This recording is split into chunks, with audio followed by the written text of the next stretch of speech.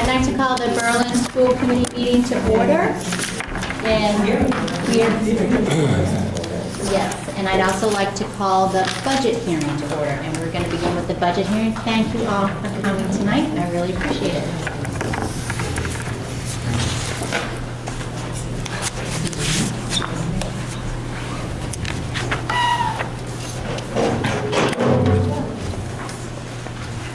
So good evening. Again, thanks for coming. It's always great to have parents come and ask questions. So I'm going to open up the budget hearing to questions after I present, because you might have some questions coming in that might be answered.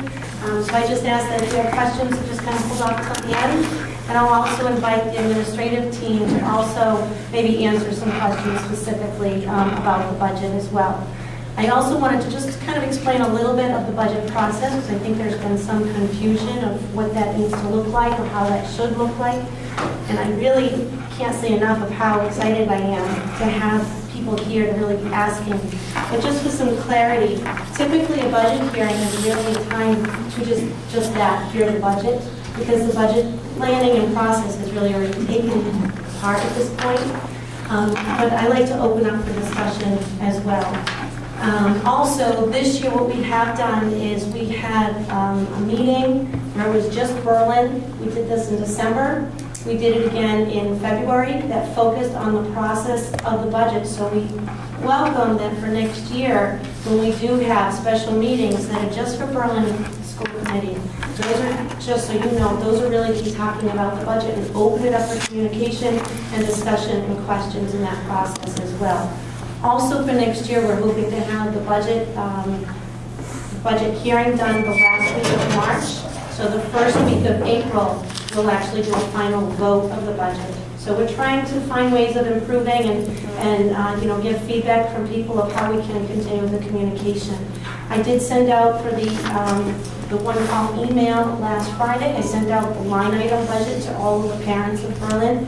If you did not receive a copy of it, we do have some copies there at the table. I'm sorry, at the chair in the front row. There's also a Berlin budget booklet that's been put together, and that's up there as well. And everything is on the BBRSD website. If you go into the superintendent's corner, you'll see all of those things. And Tohonto's is up there already, because we had the budget hearing in Tohonto last week. And I'm going to excuse my voice. Hopefully it stays through. This is much better than it was last week, but hopefully it'll stay through the whole budget. So I talked a little bit about the process, but just so that everybody understands, where does this budget come from? No, not Nathan Ekstrom, the superintendent. It's not just all of a sudden get a number. There's a huge process that goes in the way. We start, believe it or not, back in October. So in October of this upcoming year, we're going to start planning already for FY16.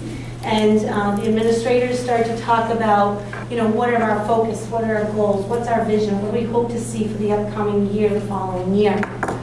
At the secondary level, the teachers were submitted within their content areas, were submitted the budget, and were told what they needed to do. At the elementary level, there's PLC meetings, there's staff meetings, and they have more informal conversations about where the needs are in the school system. And then the administrators meet collaboratively. We meet at the beginning. They hate it when I start saying in the first week of October, okay, we're going to start talking about budget. But that's really when we start having bigger discussions, and then we get more focal.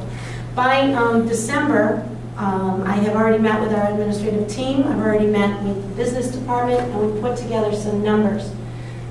What we have to do is we have to, in December, submit to the towns a budget by December 31st.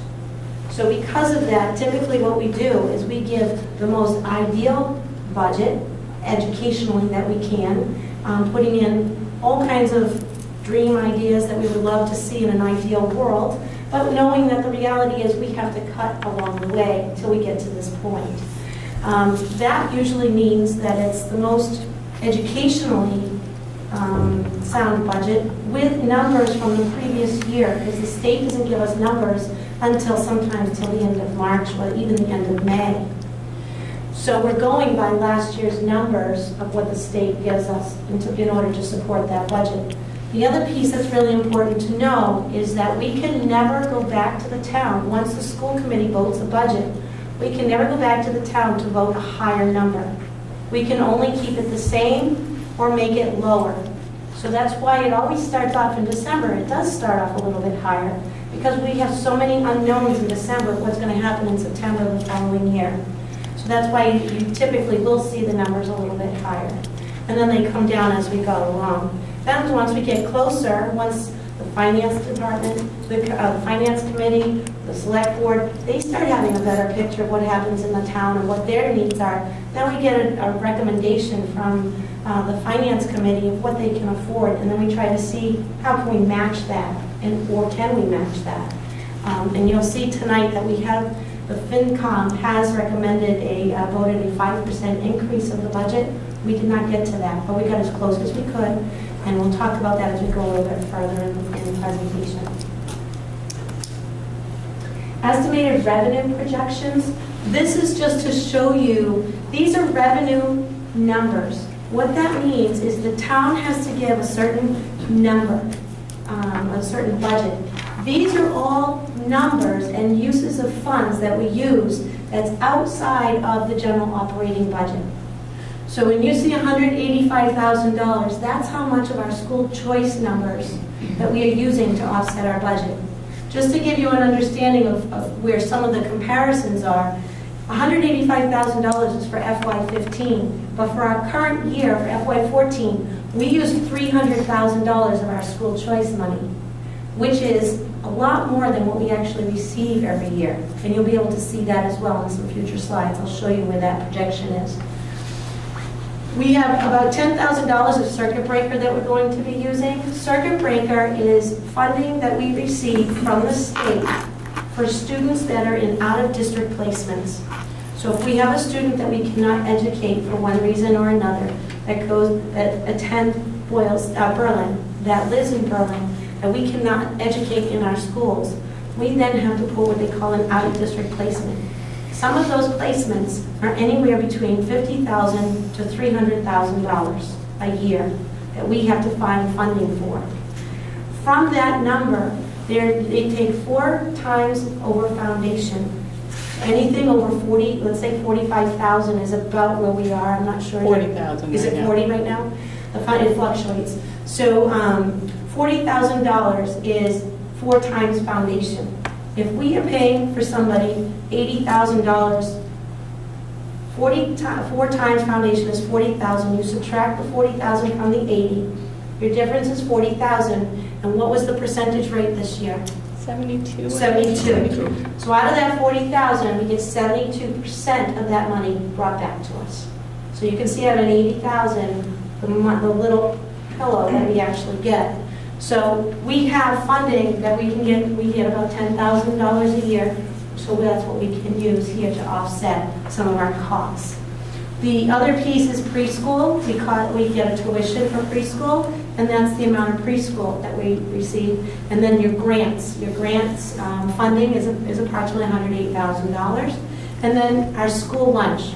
We receive school lunch funds, and that offsets our budget by about $25,000. Now, out of all of those funds and resources that I just told you about, these are the areas that I'm looking at. So some of the things I wanted to show you, first of all, is your school choice numbers. You can see that at the end of last year, we had $334,000 in the budget, in our revolving account. We're projecting to receive $159,000. Projecting to use right now $300,000, this is last year's vote, okay, for our current budget. That leaves us a balance of $194,000. You can see the difference of our balance. We do not have $300,000 to give this year for FY15's budget. So what we have to do is we're going to use, we're looking at receiving $160,000. We're still planning on using $185,000, which is going to leave us with $169,000. So you can see our balance of school choice is really dropping. What we decided was that since Berlin is giving 1% less of their proportionate share at Tohoto, which is about $76,000 difference, this was the better year to try to jump down here as much as we could, and I'll show you what our plan is for progression in the future to sustain our budgets. Okay? And this is another piece that we have to look at is your non-resident tuition. You had a district that was actually paying tuition for one of the students to attend our school. That IEP has been signed, and that is no longer out of district or in district, in your case, tuition costs. So we have this running balance, but you'll see that as of next year, when we start planning for FY16, that's another $15,000 we're no longer going to have. So we received 15 this year, we're going to offset it and use it all up, so it'll be gone for next year. Another source that I think is important to look at is if you look at your Chapter 70 funding. Last year, you received $500,000 in Chapter 70. This year, we're anticipating to receive $437,000. So you can see there a little over $62,000 difference in the Chapter 70. Chapter 70, it's not considered as part of our revenue per se of how we offset, because your Chapter 70 is part of your operating budget that helps the town to support the operating budget. Another piece that's important to look at is our net school choice and our charter tuitions. You can see what we're predicting for school choice. This is what we're receiving in funds for school choice money. So right now we have 28. We are losing 10 students in 5th grade next year will be coming up to Tohoto. So Tohoto will get those students as a receiving student here for the following year. But what will happen is we'll lose 10, but we just opened slots, 3 slots in our kindergarten level. So there'll still be 7 less children at $5,000 a piece. That's about $35,000 less that we'll also be receiving in the future. I wanted to talk a little bit about our MCAS scores. If you look at our MCAS scores, this side is your Berlin Memorial School. This is where they scored in ELA, and this is where the state scored. This is where we scored in math, and this is where the state scored. So you can see that we have some concerns with our ELA programming and our curriculum. We started to work on that a little bit this year, and we're going to talk a little bit more about what we're going to be doing for FY15 as our plans to help support the ELA. And just to clarify, this is for all grades. I wanted to show you the trend.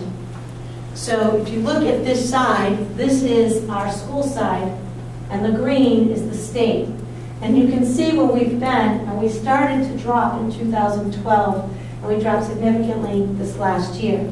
Part of this drop is because the state, the MCAS, has changed its curriculum, its testing, to align with the Common Core standards. We're just getting there at this point.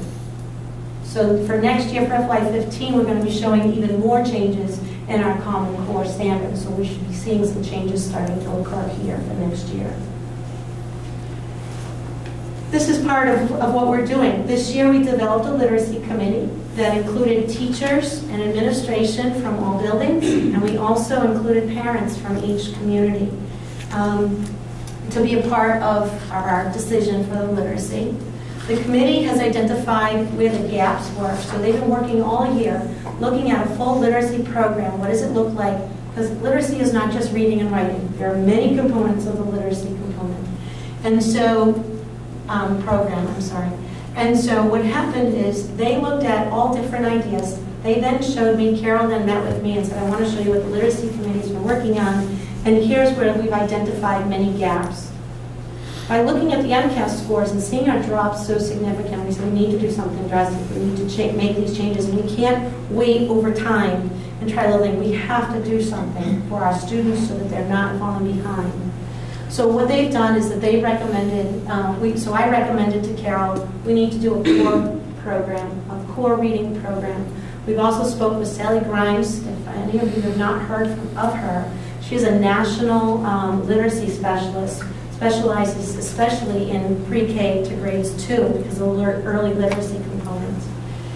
We also spoke with her, and then we said we have to do something drastic, we have to do something quick, and we have to do something that's going to be really progressive for getting our kids back on track. And that's when we said, let's look at the core program. So what we did was Carol researched 5 literacy core programs. She then brought them to the administrative team, and we looked at them. And I had suggested to the team that we needed to bring to the literacy committee a couple of curriculum components so that they could decide which one would be the best one for our school and our students.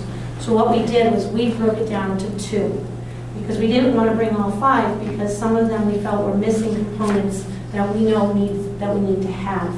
So we brought back 2. From that point, the literacy committee then did webinars. They had presenters come, and they did their own research on the 2 different core curriculum. From that point, they have chosen one core program. They then recommended that program to me, that I said, yes, I would agree to that program. And that program's on the back, so you're all more than welcome to look at it. That's a grade 2, I believe, Yes. correct? And those are all the different components in the literacy. It looks at assessments, it's reading, it's level readers. It gives them all kinds of supplements and supports that they will need going forward. And so we did work a lot on empowering writers this year. We're going to continue with empowering writers. We'll be able to embed that in with the writing program that it offers, because it supports one another. So that's the big work that they've been working on with the literacy team. So I commend Carol Bradley and the literacy committee, and Tracy, where are you? Because you were a part of that committee as well. So I commend the literacy committee for doing that work and that research. So we are planning on, the purchase of this program is quite extensive, and it will take 2 years for us to be able to purchase the program. And right now, Carol and I have been working with McGraw-Hill to see if there's a way we can even extend it over a longer period of time so that it's not impacting our budget so significantly. So we're trying to do that, but for right now, at this day and age, what we're talking about is looking at purchasing the program to its entirety, to also, this also will have is a parent portal. So it'll allow parents to be able to also reinforce what we're teaching in the classroom. You'll be able to work on it at home. It's internet capacity, and we just felt that if we're going to do something like this, parents really want to be involved. We want to help the parents to be involved, so it's not so difficult of what do we do, I don't know what they're doing. You'll be able to follow along right on the parent portal, which is fabulous. This is for grades K, 1, and 2 for FY15. In our FY16 budget, we will be purchasing for grades 3, 4, and 5. That's what we'll be doing for them. So in June, the teachers will also be provided with a workshop from this company. We figured if June was best, it's after MCAS, it's after all that, at the very end of the school year. And they'll have a full day of training, or half day of training. A half day of training. Half day of training with this program. They'll be given their books. Over the summer, we're going to be working on the curriculum alignment.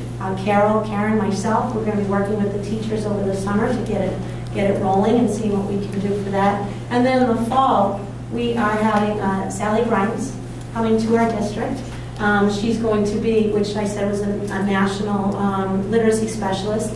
She's actually going to be working with our teachers in grades K, 1, and 2. She'll be focusing a lot with the professional development, going into the classrooms, teaching them strategies, showing them some intervention practices, to also assist them in using the core reading program.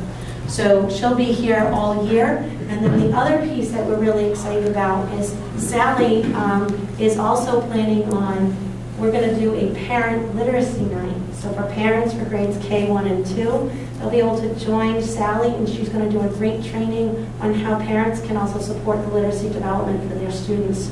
So we're really trying to do that parent outreach. And Sally, I think, I don't know if anybody doesn't know Sally. I think she's just fabulous with her knowledge and expertise. So she'll be assisting. And then, so I think that's it on that process and what our plans are for next year. Show you a little bit of the enrollment history. This could be a little bit confusing for people. Clearly this year, grade 6 is not because they're all here. But if you look at the green, 27 was in FY 12 in 4th grade. In 5th grade, they're 29. So if you look here at the numbers, you can see that it's small numbers in our preschool, but then when you start looking at our kindergarten and our 1st grade, these are the areas we're really watching right now. 36 when they were in kindergarten, went to 32 in 1st grade, back up to 36 in 2nd. And if you look at the, if you just follow along, it was 28 to 26, and this year we have 29. So we're kind of watching that trend and that pattern of where they are. Currently, last year at this time, we had 25 students in kindergarten enrolled. This year, we have 16 so far, am I correct? Yep. And that includes 3 Three school school choice choice. students. So we have 13 resident students enrolled in kindergarten this year. So we have 9 less than what we had last year at this time.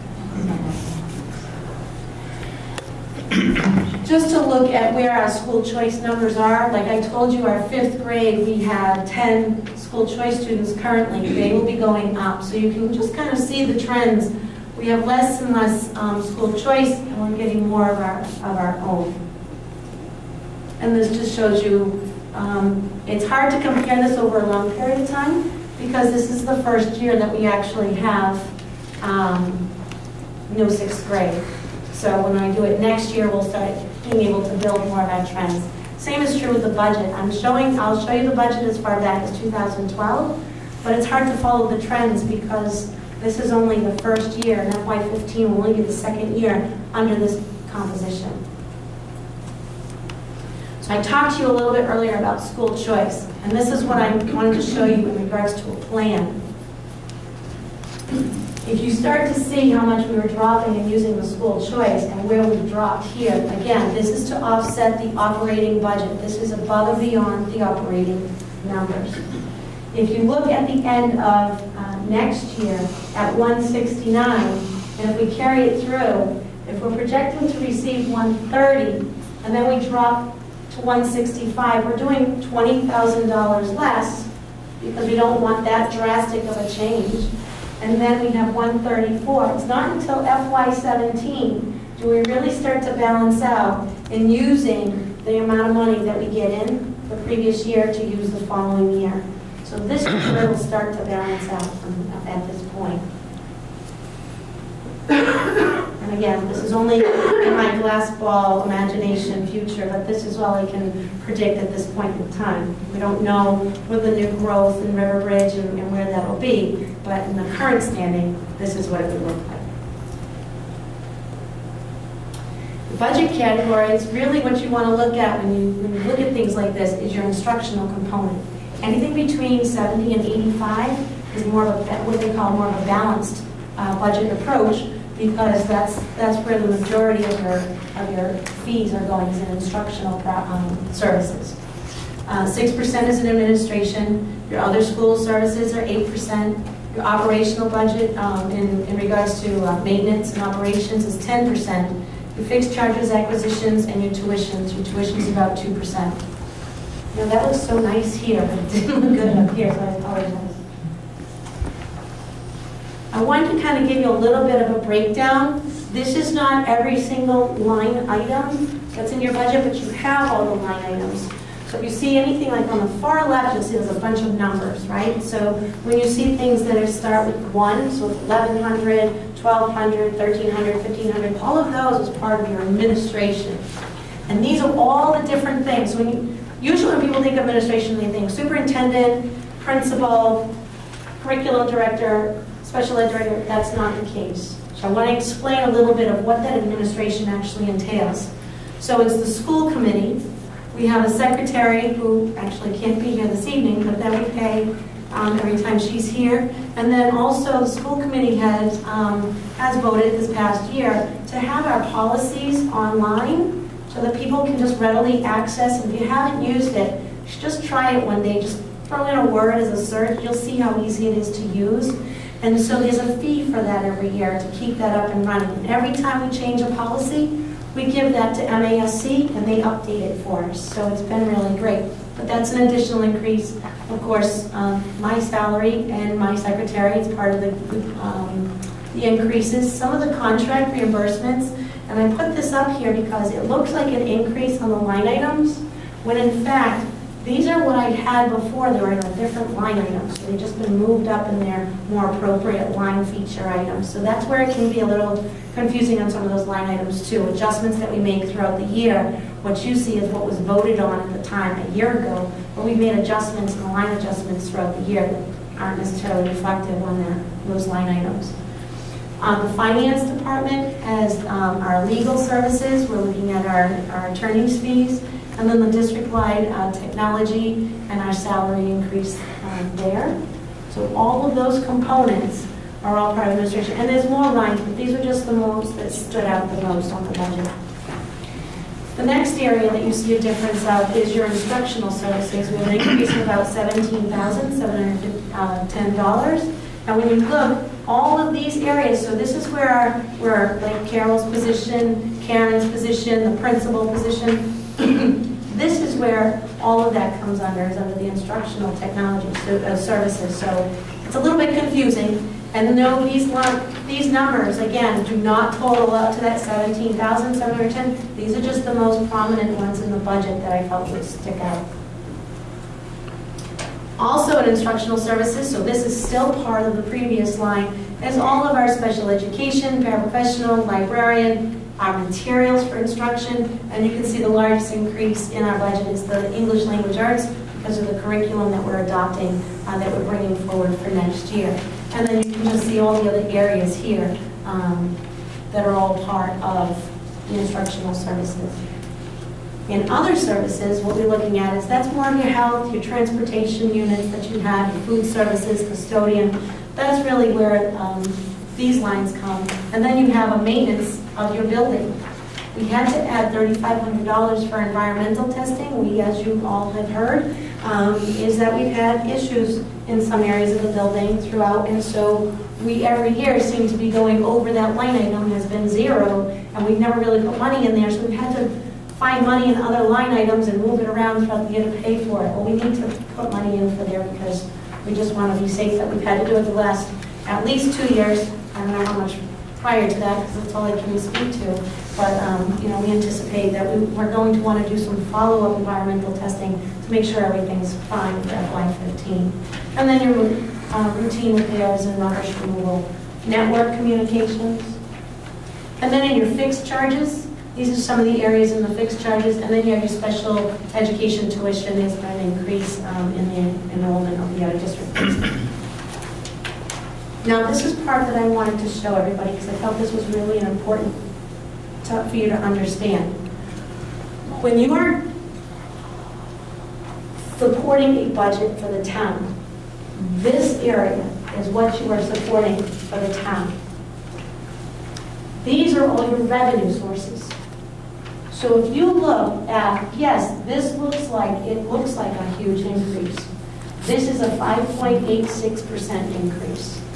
But if you look at the overall increase, including all of our revenues, it's a 2.3% increase, which is an increase of $67,000. Okay? This is an important slide, because I think people get confused with what's revolving, does that count, why is it going? If you're using less in school choice, you have to offset it somewhere, because we still need that money. We can't lose the money, we still need to use it, but using a different source.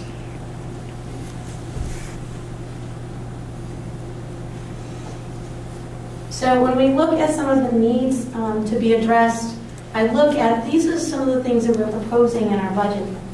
An additional paraprofessional salary, not person.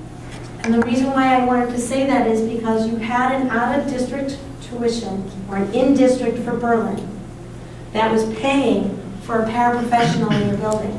Doesn't mean that that IEP only required that person to only work with that child. What it means is that we were having a tuition that came in, and that was helping to offset a cost of a salary. Well, that is no longer needed, but we do still need our paraprofessionals. So the increase of the salary is in there. Also, you have a technology teacher that we want to bring in to include for our technology services and our technology programming classes. So there's a 0.4 FTE. The reduction that we're talking about is the librarian tutor to go from a 1.0 FTE to a 0.4 FTE. A custodial employee to go down to 0.2, which is no different than what you currently have for custodian. We made an adjustment in the middle of the year. We made an adjustment for our custodian. We're keeping the way the custodian placement is now. That's what we're keeping for next year. So there's no changes in it. And then the classroom teachers, we have 2 teachers that are retiring. So we're not letting go any classroom teachers. We're just not replacing those 2 teachers that are retiring.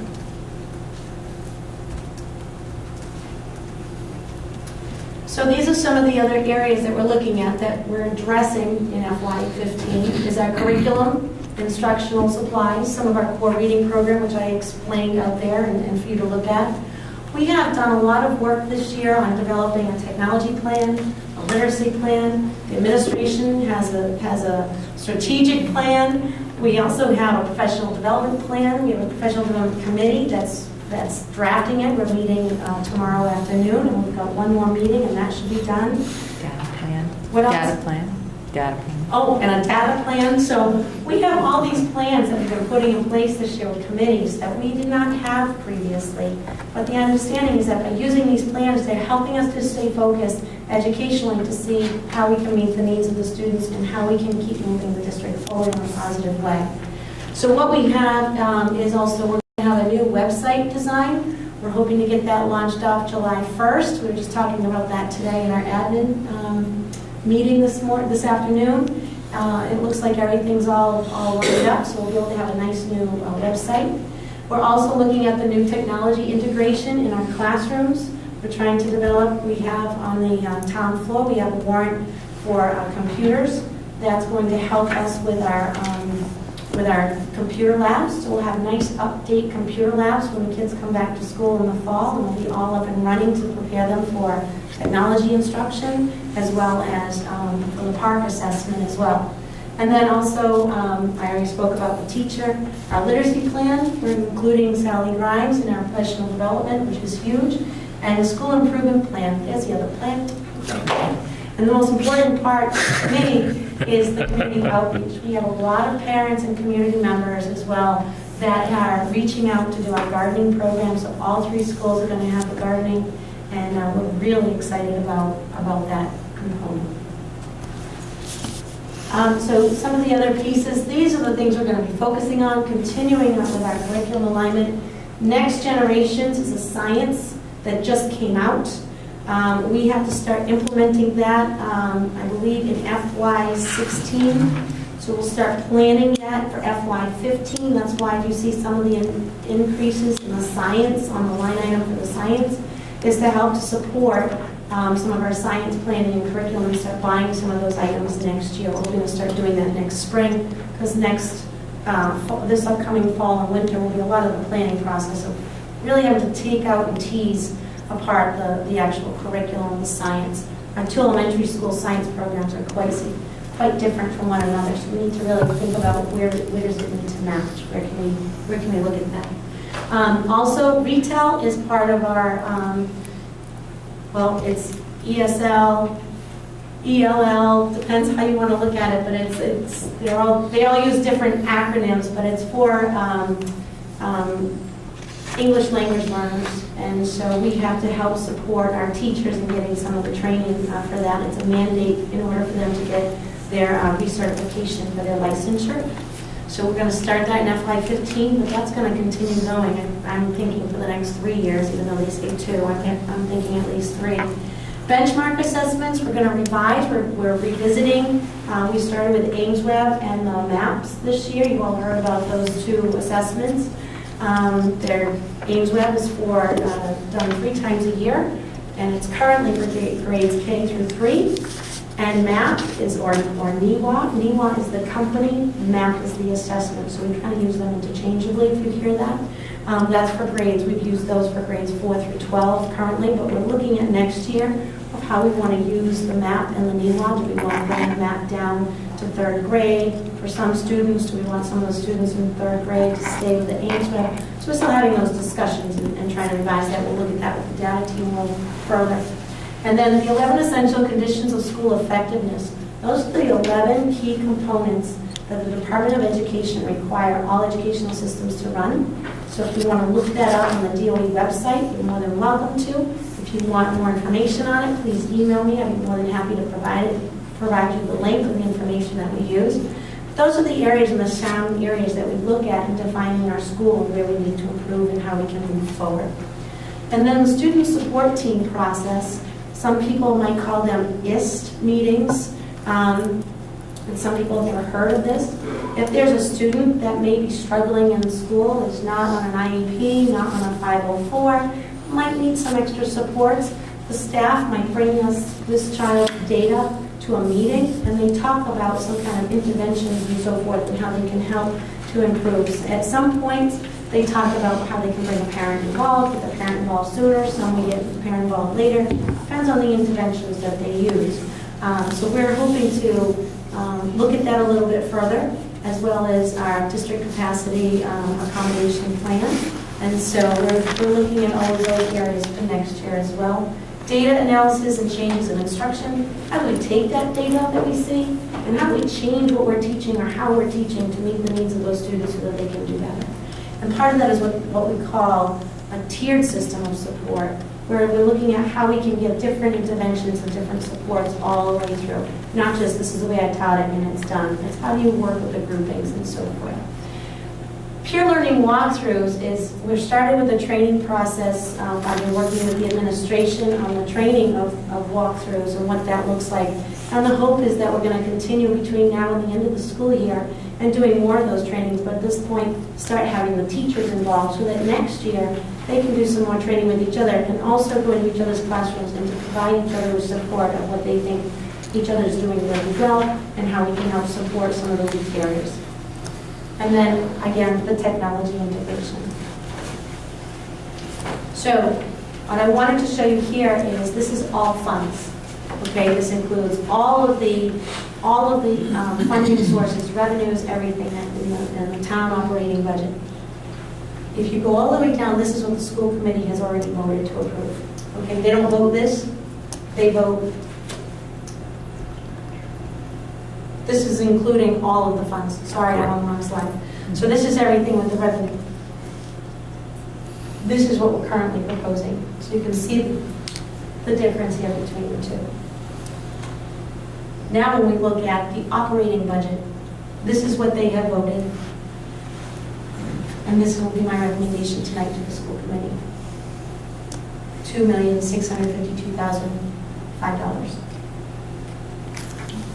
When you look at all the budgets, you look at Berlin Memorial specifically on the operating side, not all funds. Remember I told you all funds, I showed you that slide as a stacking bar graph, and that had 2.3% interest increase.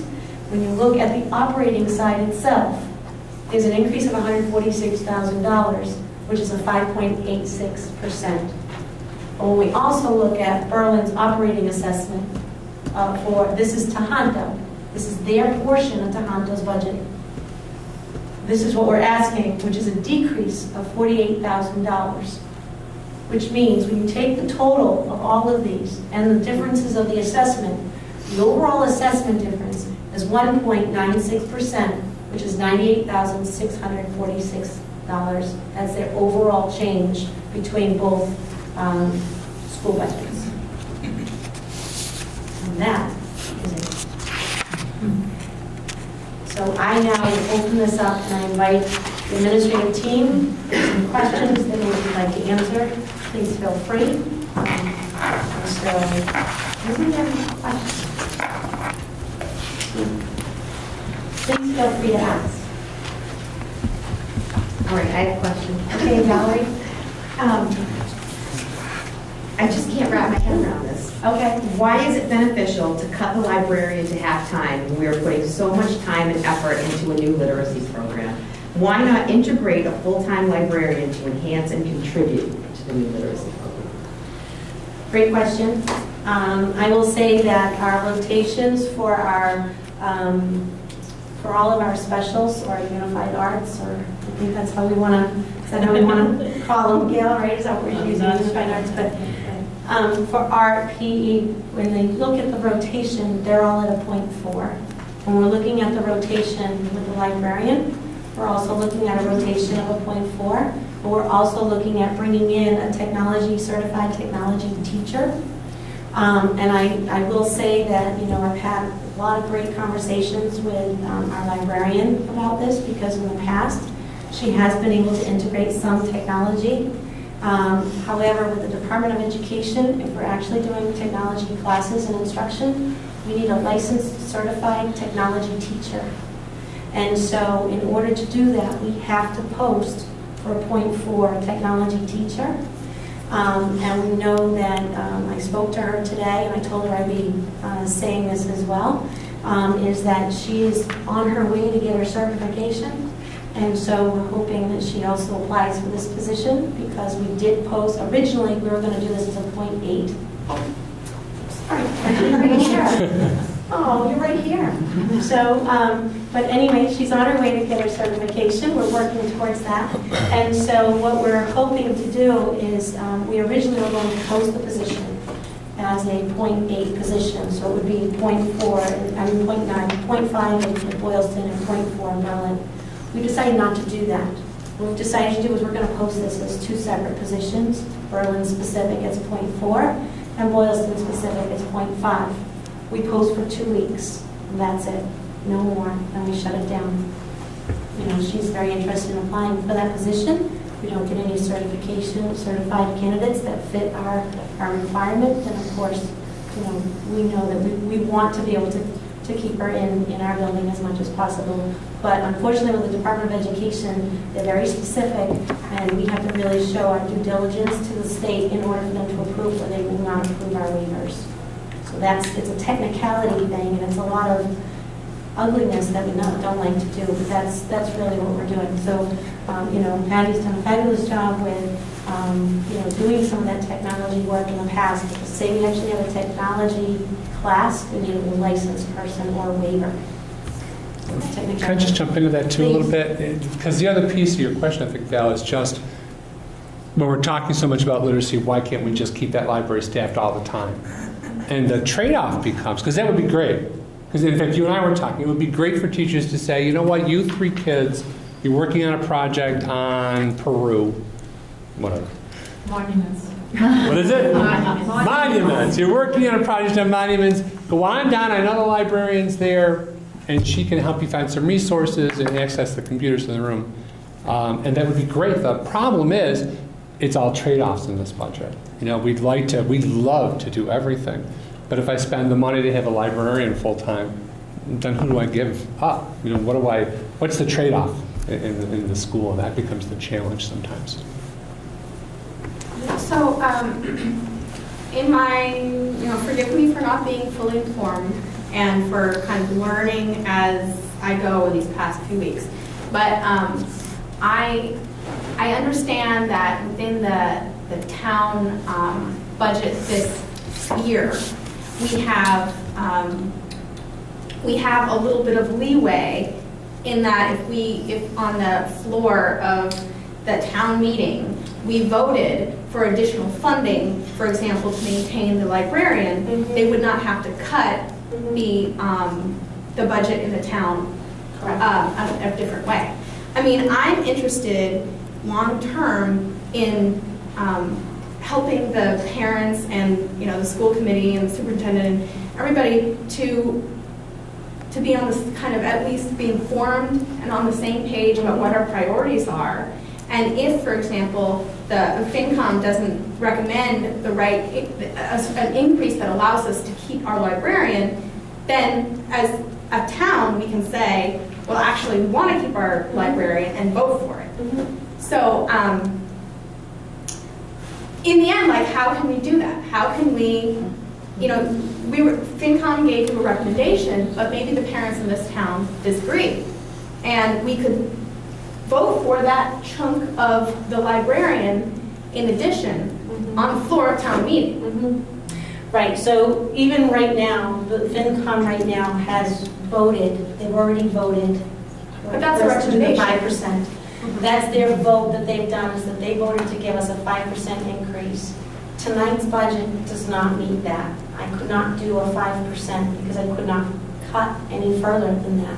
However, you are always welcome to open that up on town floor, and we're trying to find ways to improve as well on how to educate parents in the community and show what our needs are and what we need to do. So we're looking at improving that. We've been talking about it. This is my 3rd year of budget presentation ever, other than being a special education director. So I'm always learning, and I'm always open to any topic of discussion on them. But I really welcome in December our discussions, February our discussions, and to come to those. And maybe what I need to do is, you know, when I do my emails out to families or whatever, I'll be more, you know, I'll be more specific in that email. Maybe that will help also to draw more people to come earlier in that process. I'm also having, on April 14th, I'm having a parent chat on Monday for any parents that want to come in and talk, or any further questions that are there, regardless. And usually we have one or two school committee, not to put them on the spot, but usually we have one or two school committee members that do join our coffee chats, so they are there as well and can hear those discussions. But yeah, I see what you're saying, and you know, if you look at the line item, if it's not clear enough to you to know what the difference would be, I'd be more than happy to give that to anybody that wants to know what the difference would be. It's all public information. So, I mean, specifically about this problem, like, it would be helpful more early on to kind of get this so that parents can understand what's at stake. And so parents as citizens, you know, can make can have the opportunity to you know, come up with ideas that are decided. So I mean, we could do that now. I mean, I don't know, maybe not right now, but You know what, if you want to bring that up at the coffee chat on next Yeah, Monday, okay. we can absolutely talk about it then. If you can come, that would be great. Tracy? I just had a question. On your previous slide, you were talking about the 98,000 for the total budget. This one? Yes. What is the Boylston contribution to that? They're at, is it 179,000 that they've added? It's $179,448. Yeah, Okay. yeah. Their overall though, David, their total here, not just the Hondos, but including the elementary and the high school, It's $228,852. 228,000. Okay. Thank you. Mhm.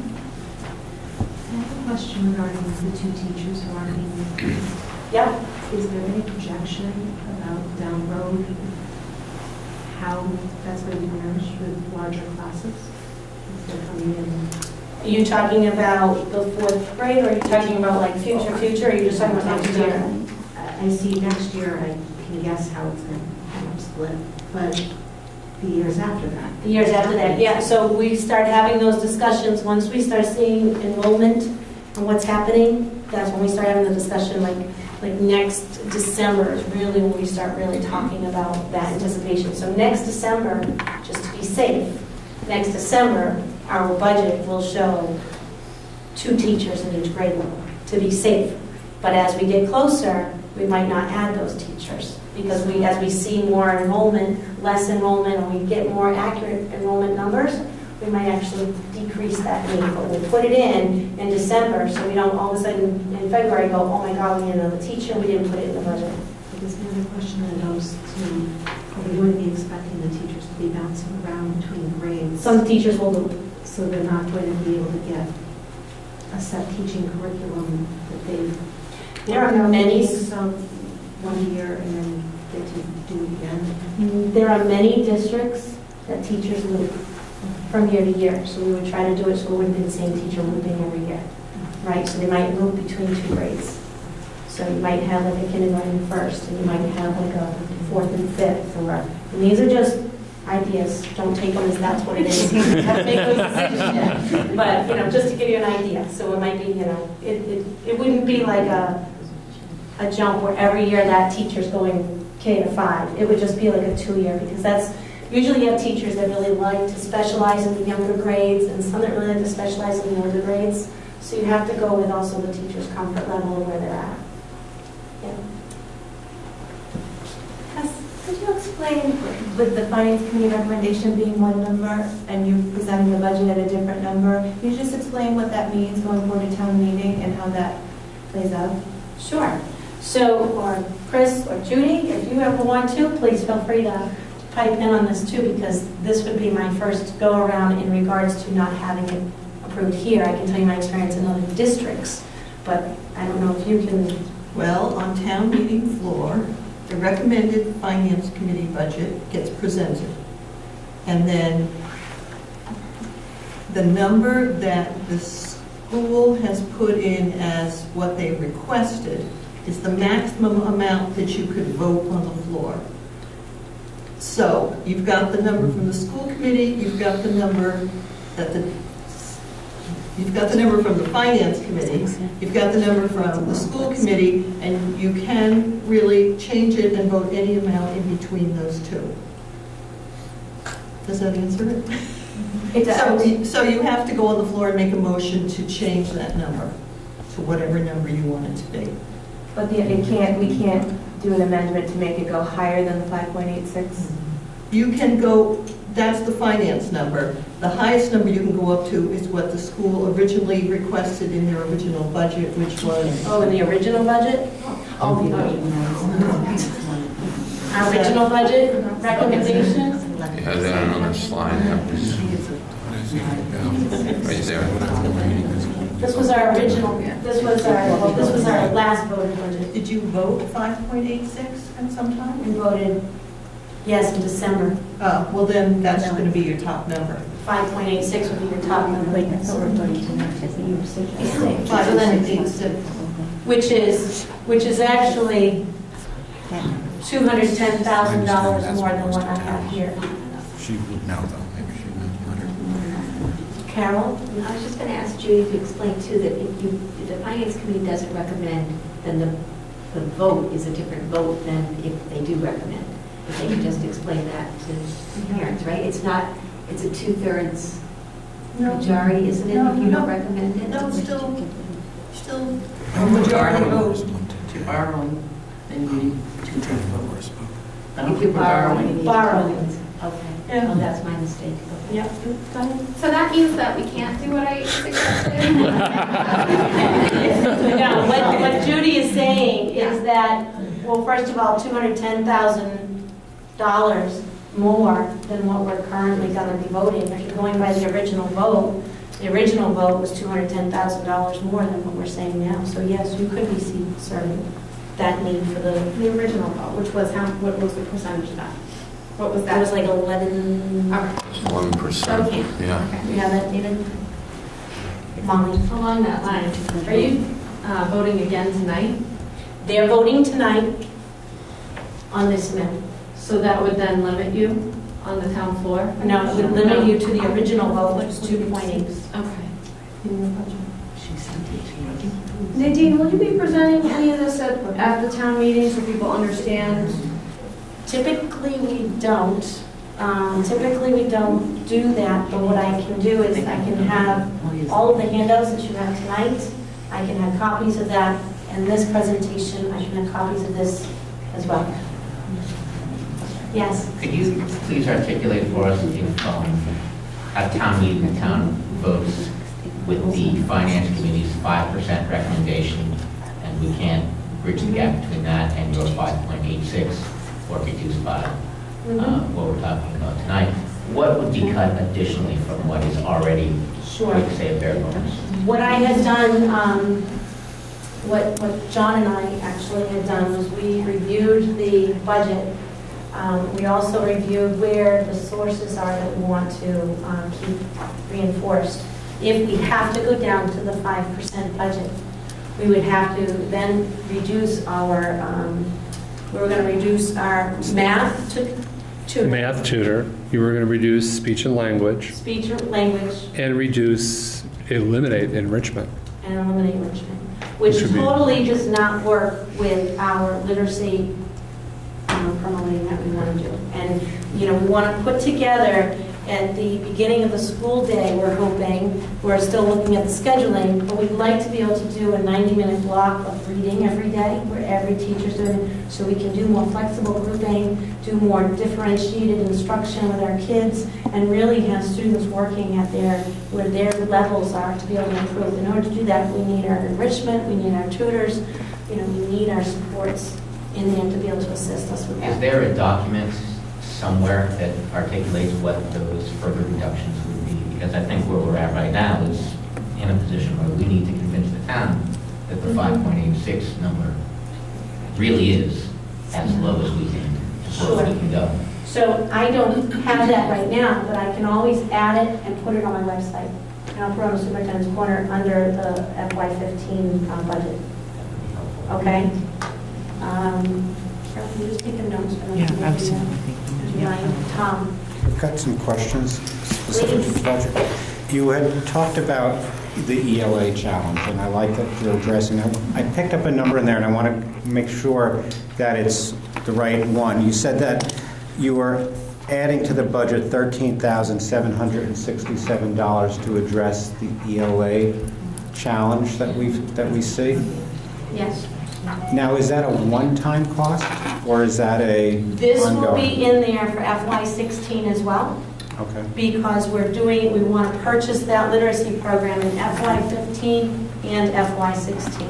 Okay, good. After FY15 and FY16, though, Tom, just so you know, this won't necessarily go away, but it may shift into our science and then into our social studies. These have not been updated in at least a decade.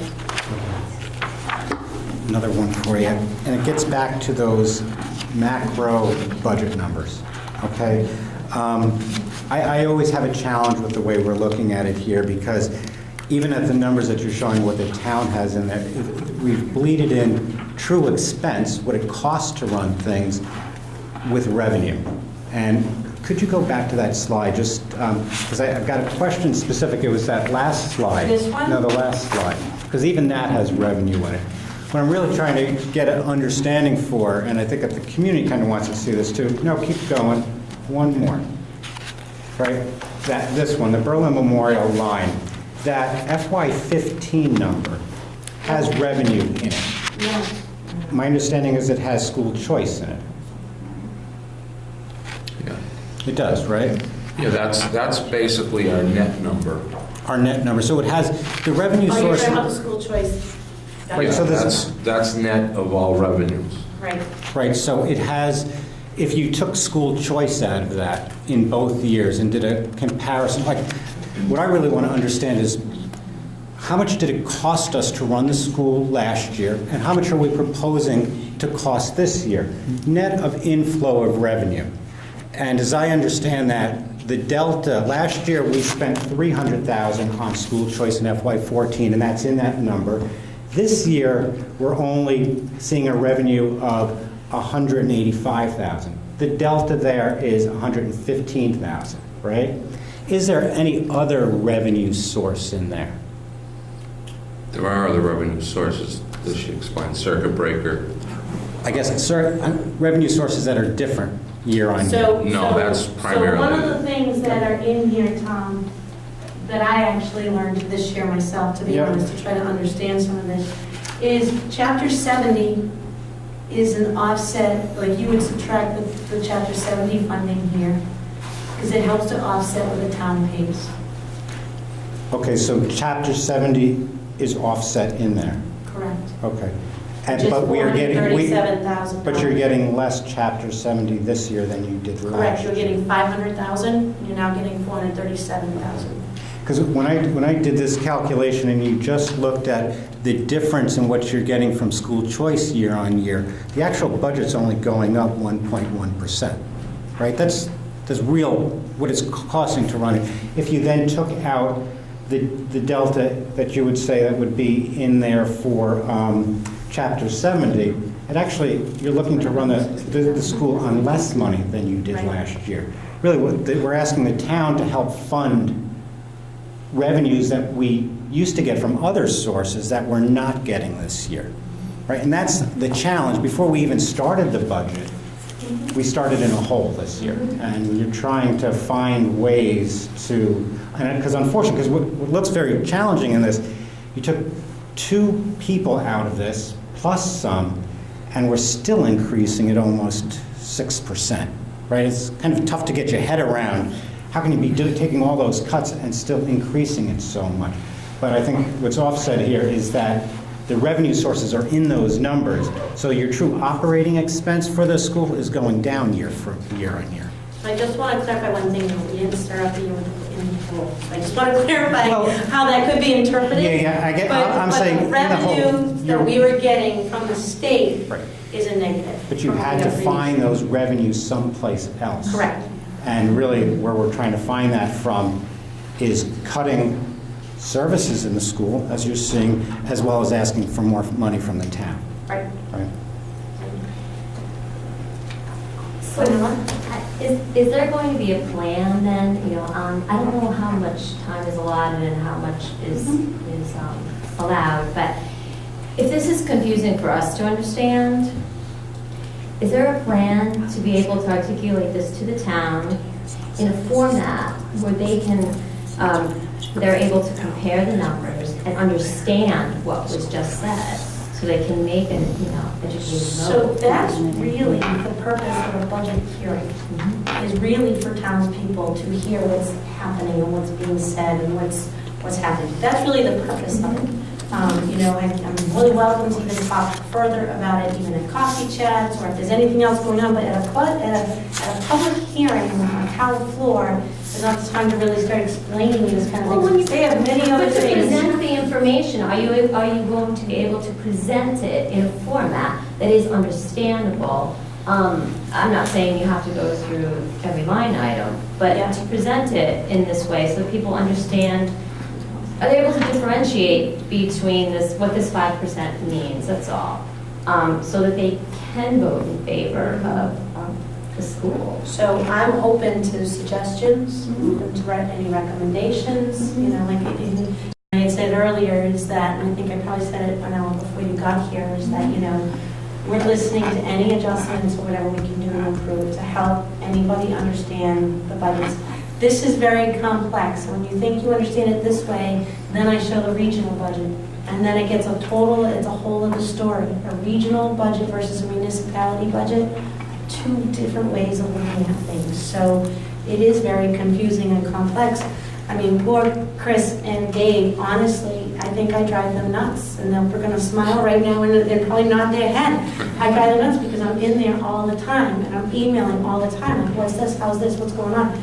Just to get your head around these kind of numbers and understanding. So any suggestions, I always welcome. Email me or call me or anytime.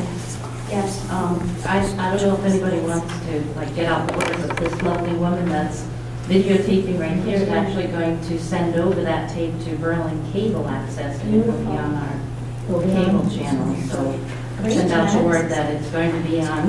Thank you very much. Going to broadcast on channel. That's great. 13. Thank you. Molly?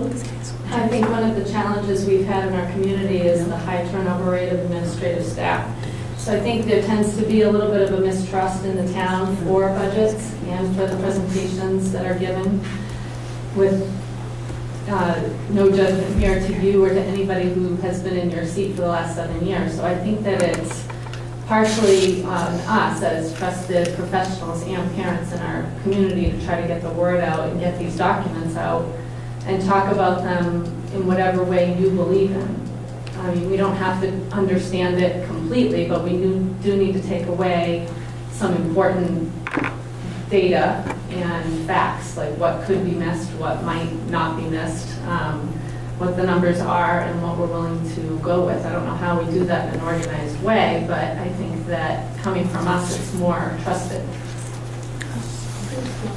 I think it's also, I think you bring up a good point. I was the fourth superintendent in 5 years, so I can respect that a lot. Change has been quite extensive. And it's no disrespect at all, it's just that I think that the nature of town politics, that they can hear it from the people who are experiencing it from the level that we are. It may be more palatable and maybe more trusted. Thank you. And one of the things that we decided to do too is meet with all the staff before the budget hearing as well, so that they can hear and be a part of that process. And we talked about how we're going to do that even sooner than later, and so that we can start getting people to understand more of the process. It is a complex process. It's very complicated to know one budget to another. So, yes. So this might not seem like it's on topic at first, but it will be. Testing is a controversial subject. And one thing I realize is that some of the changes in the budget are, major changes in the budget are motivated by changes in testing, including technology, and like, having computers to do part testing, and changes in literacy, which, literacy didn't seem to be going down until the Common Core came out. So the question is, do we as a community really believe that the way our children are tested is actually improving their education? And I don't believe it is. And it is, I think it's my duty as a citizen to kind of try to influence an education system that doesn't rely on testing to guide their decisions. And if we are sacrificing some things that we value because of changes in testing, so a simple question is, are our children actually less literate this year than they were 2 years ago? Probably not. They're just tested differently. If we really believe in the way they're tested, then I guess that shows us they're not, that 2 years ago they weren't as literate as we thought they were. But that's another question. My point is that I think that we could retain some things that we value if we didn't prioritize, or at least if we didn't consider testing to be the way that the way that we know our children are educated. I mean, I believe that teachers, in the end, know better how to educate kids than a test. I mean, a test can be useful, but it shouldn't be the one guide, and it shouldn't be the reason we educate. We can't be teaching to the test. That's in the end. And it's obvious from this budget that we are. So I appreciate that. Believe me, I totally appreciate that. However, there are state regulations and mandates that have changed over the last few years. We have no choice, honestly, but to look at where our test scores are and where they're going and where they need to be. Educators are now, by regulations and by state mandates, they are being evaluated on the test scores. And so it's up to us to also give them the tools that they need so that they can also show the great teachers that they are. Because I believe we have wonderful teachers in Berlin, and this is nothing to be thought of as the teachers. It's, to me, it's what kind of tools are we providing for our teachers so they can teach for the 21st century skills. So yes, the literacy might be exactly where it was, but when they are looking at project-based instruction and they're trying to get children to look at cross-references and applications and actual problem-solving skills, we're weaker in that area, and that's what the new Common Core is really showing. So I totally appreciate what you're saying, but it's also our duty to have to worry about those kinds of things for various reasons, not just for the test, but to be able to take our children to that next level. Not just understanding literacy, but how they apply it, how they use it, how they problem solve, and how they can actually invent and investigate. Because that's the innovation of education, and that's the way education is turning, is more towards that innovation 21st. And so it is our duty to do something like that. John, did you want to add? Yeah, I just want to jump in a little bit, because this comes up a lot, as you can imagine. And I think that, I think everybody, teachers worry about it, administrators worry about it, parents worry about it. I had an instructor when I went to principal school, and he used to say, weighing the calf doesn't fatten the calf. There's more to education than just a test score.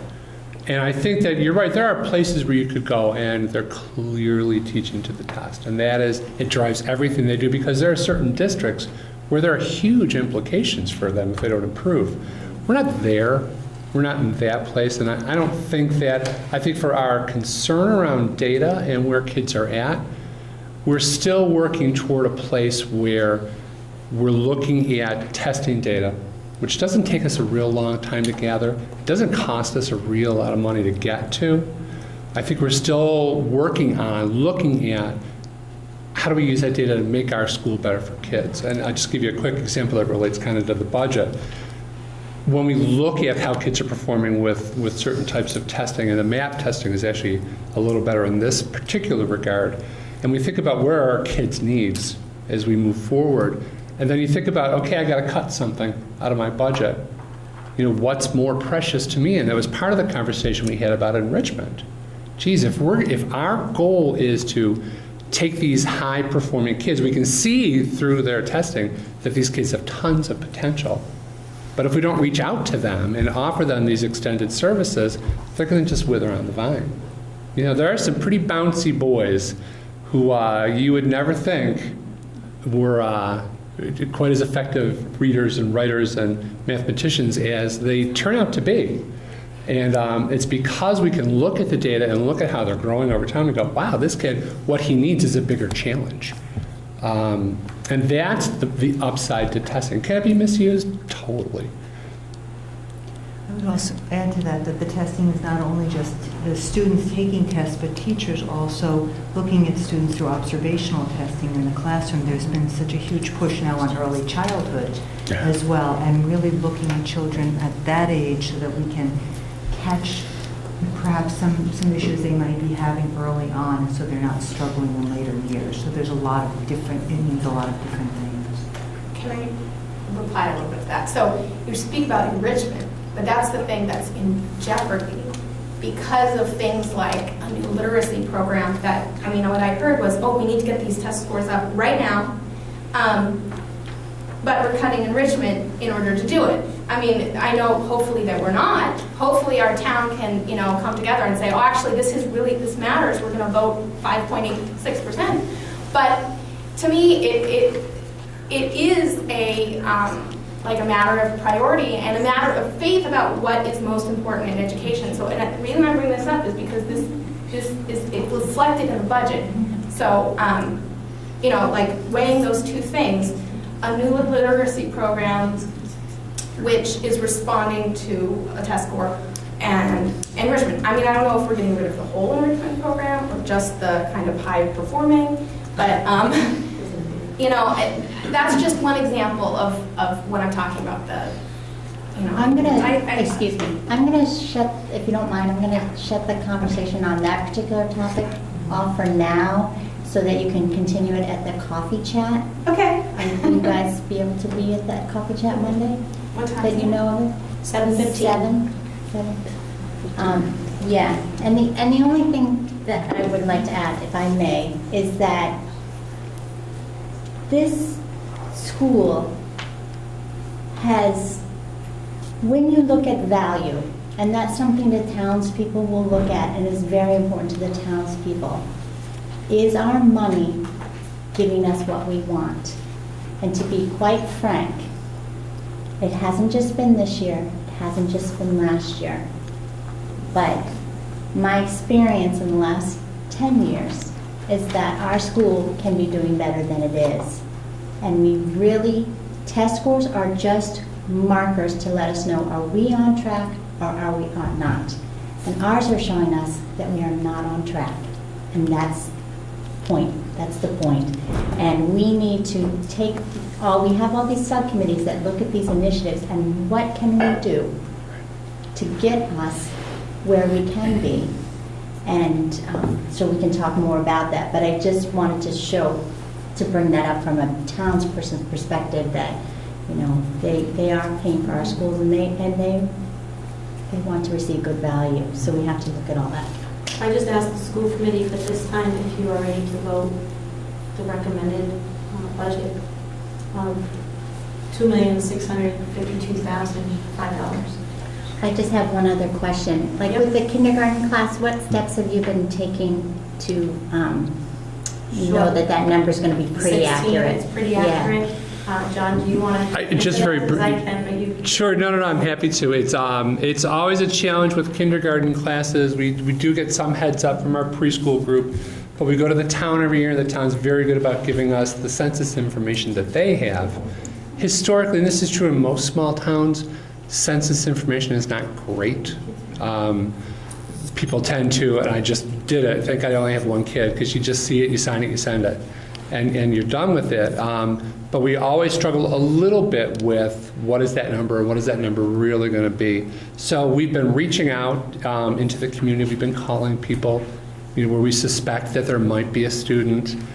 We've been in touch with the folks over there in the circle, growing, I always want to call them growing pains, and I know that that's wrong, growing something. Thank you. And kind of touch base with them a little bit. So we've done that kind of outreach. I'm pretty comfortable with the number there. I thought it was going to be 19 without school choice. But we have called, there are 3 families that we've called and written to several times now and haven't gotten a response. And the feedback we get from other people who kind of know those families is that they may well just be choosing to keep their kids home. And they're nervous about what is involved in, like, there's no real homeschooling component for kindergarten because it's not required. But they may not know that. So that may be the next letter that we send. Is there anything that you need? But I'm pretty comfortable with where we're at in terms of a number. Like I said, last year at this time, we had 9 more students than what we currently have. Can I just request a number as we're reaching out to neighbors? What is the number, the actual number difference between 5% and 5.86%? Sure. David? $21,593. That's it. Wow. That's one more. Thank you. Do you have any questions? Yeah. Okay, so do I have a motion to vote $2,652,005 as recommended? So moved. I second that? Any other discussion? No. All those in favor? Aye. Aye. Okay, thank you. And I would just like to just ask, Chris, I believe there's a FinCom meeting tomorrow night, so they'll, since you're here, you'll know what our school committee voted. And what time is your meeting tomorrow evening? Well, we have an appointment at 7:30 with another department. I think that's the start of the meeting, would be 7:30. 7:30. I just wanted to add one thing, though. By coming to the budget hearing tonight, I think I got more information than I had gotten previously since January, when all of this has begun for us. I have to say that I think if we had better communication, not knowing that some of the things that are in the budget are things that are in the budget that were funded a different way, this was not clear to No, we know me. that. I can't speak for the other finance committee members, Yeah. but I have to say I think that communication is key. And I think we've only gotten one copy of the budget from your department. The selectmen still have not received a copy of the budget. So I think if communication was better, I think that would certainly help. Sure. I spoke to Scott on Friday, actually. He and I have been talking on a couple of Fridays. Scott Hawkins is the chair of the Finance Committee, so we've been able to talk a little bit and go back and forth with it. So, again, always looking for ways of improving. You also and haven't making it touched- going for next year and how we can improve it. So that's great feedback, and I appreciate that very much. Just the one other thing is that I think you've got a great show of parents, but I don't think other people in the town that don't have kids in the school have a clue about the needs of the school. Hopefully, having this televised again, a lot of seniors did stop me when I was on the school committee and say, I watched you at 2 a.m. because they run it all the time. And that's, whether you like it or not, it's helpful. I've been Because to a there's few of been the no- coffee on Wednesday mornings, the coffees, I've been to there a couple of times, and it's, I've seen you. So it's true, they do There's watch very it, which is little great. on So the table. I appreciate that. School committee, you would want to close the budget hearing at this point, so you can continue your school committee meeting. Okay, so we will close the budget hearing and move on with our school committee meeting. We have the warrants and payroll going around.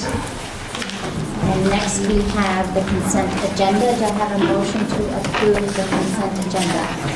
So moved. I second. I saw just 2 typos in the March 19th minutes. And one was just a misspelling of a name, and the other was they put in the day instead of the. So if I just email that to you, Ruth, you get it to Christine? Yes. Okay. Did you have any other changes you noticed? Okay, so all those in favor? Aye.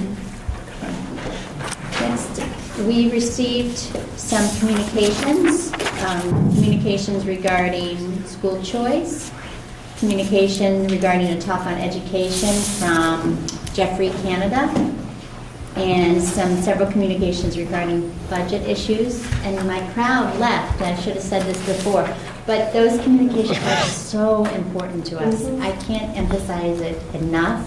It really lets us know what's on your mind. It lets us know what concerns you.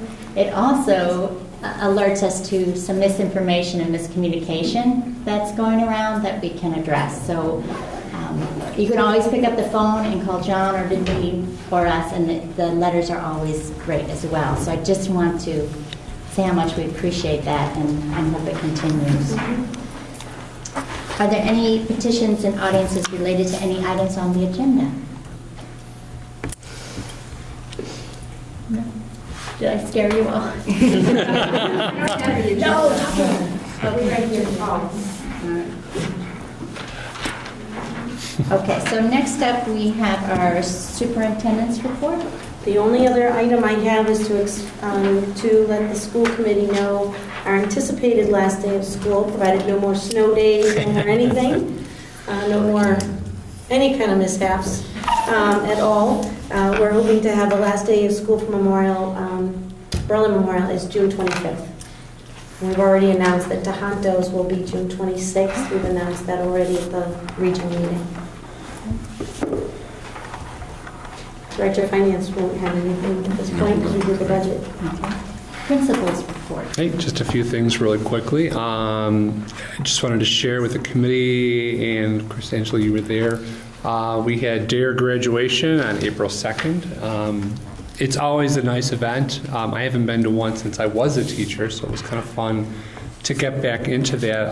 The evening was actually kind of a special one. Officer Duncan Baum, who's done our DARE program, well, it seems like forever, but it's been 19 years.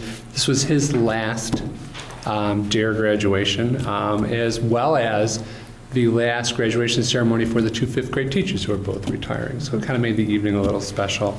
Mrs. Ekstrom presented Duncan with a plaque honoring his years of service. And it was also nice that his granddaughter also was a part of that ceremony as a 5th grader. So it was a very nice evening, very well attended. I was really pleased.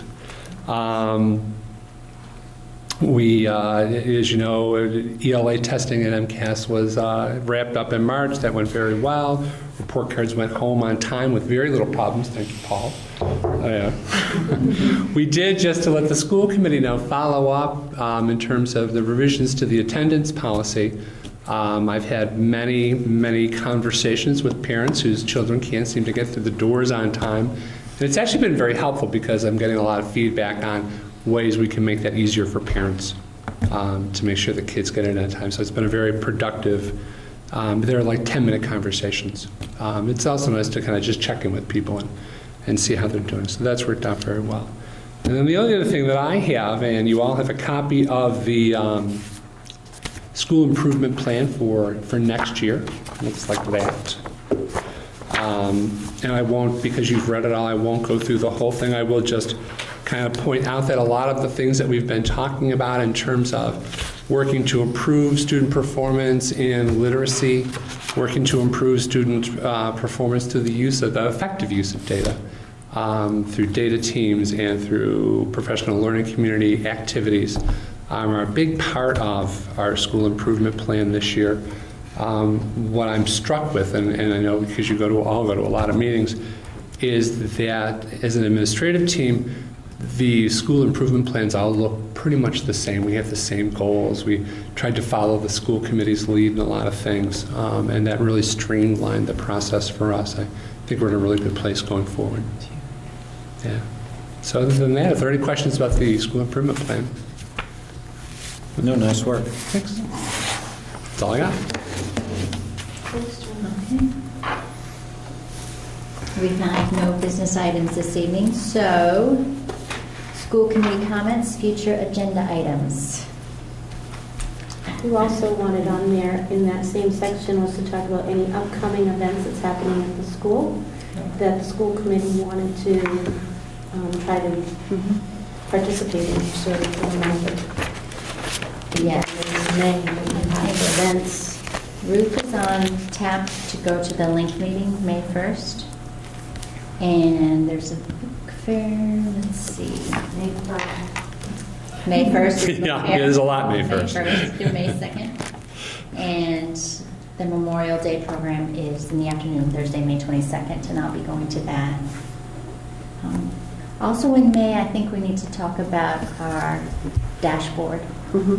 So maybe we could come together with a rough draft for a dashboard for May. That work?